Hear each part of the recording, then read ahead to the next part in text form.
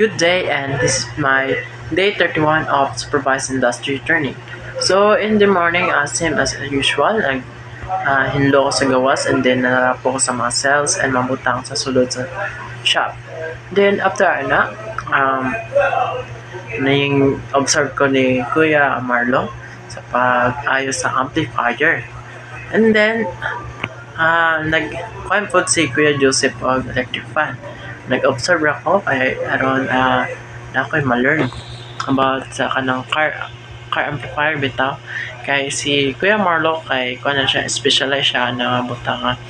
So nangutan ako about sa mga power supply, how to diagnose, and unsa pag-check the true lang speaker directly and iba-ibas ang wiring. So mo to ako na-learn is lang.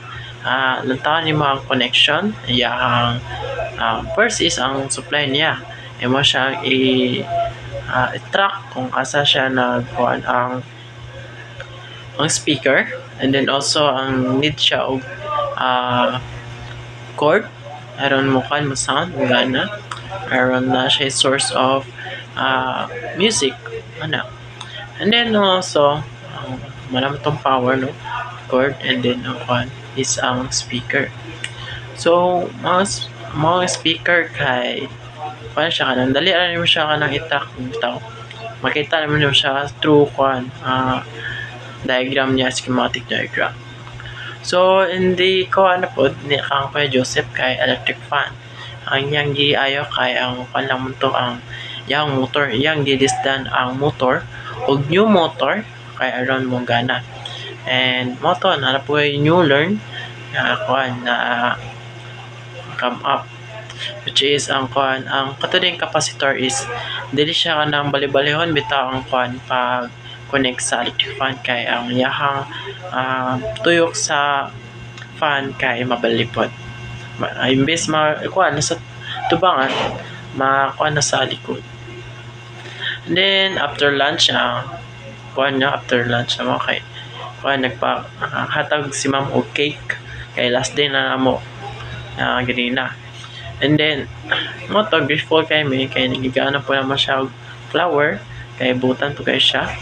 And then after kay observe na din ko kang Kuya Marlo kay na siya ayo nga welding machines, which is ang gawa to kay ang power supply lang. And then daghan po to siya ang customer.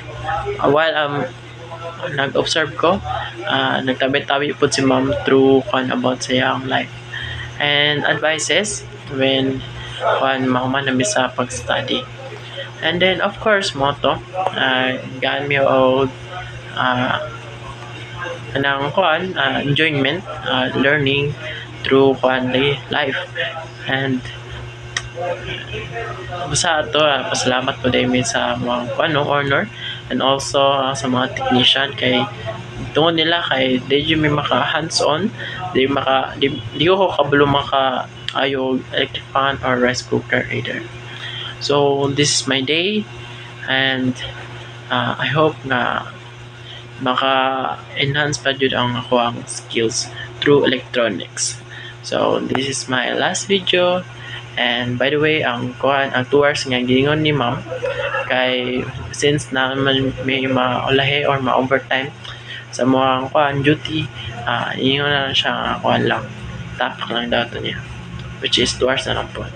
So that's all. Thank you.